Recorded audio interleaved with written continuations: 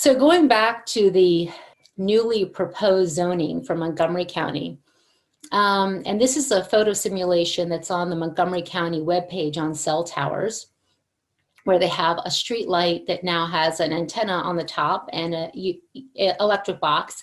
And to be honest, it's a rather pretty example of what small 5G small cells look like, because in reality, they're not so unobtrusive.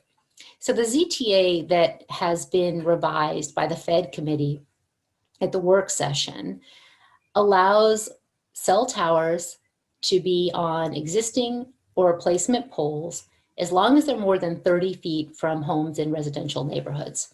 And that's a change from the original ZTA, which was at 60 feet.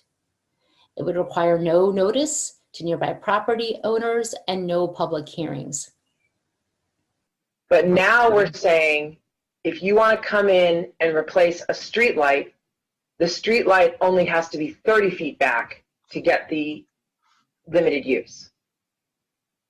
So we're reducing, whereas now we have a 60-foot requirement to use existing structures, we're going to make it so that if you come in and you replace a pole or a street light, you can have it as close as 30 feet.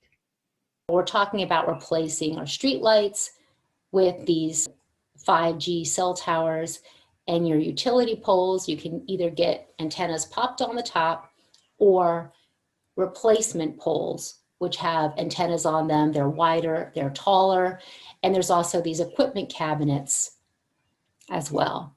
I really want to add also that if they ask for a special permit that would allow poles to be closer, as I understand it, there is no limit in place for that. Well, I don't think in any circumstances that we needed, I don't think we've ever in those 5 years discussed allowing things closer than 30 feet under any circumstances or any conditional use process. And looking at the maps that we had, I mean, given the number of poles and things that are out there, I don't necessarily know why we need to consider that.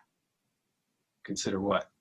Why we need to create a conditional use process that allows us to use poles closer than 30 feet in residential areas.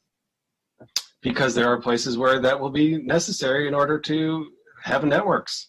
I mean, I think the committee's already voted on that.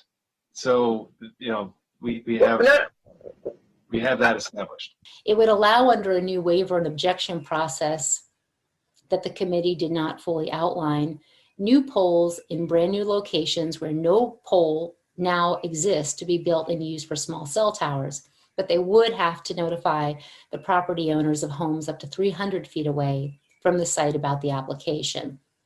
But there would not be any public hearing required unless someone who lived within 300 feet objected.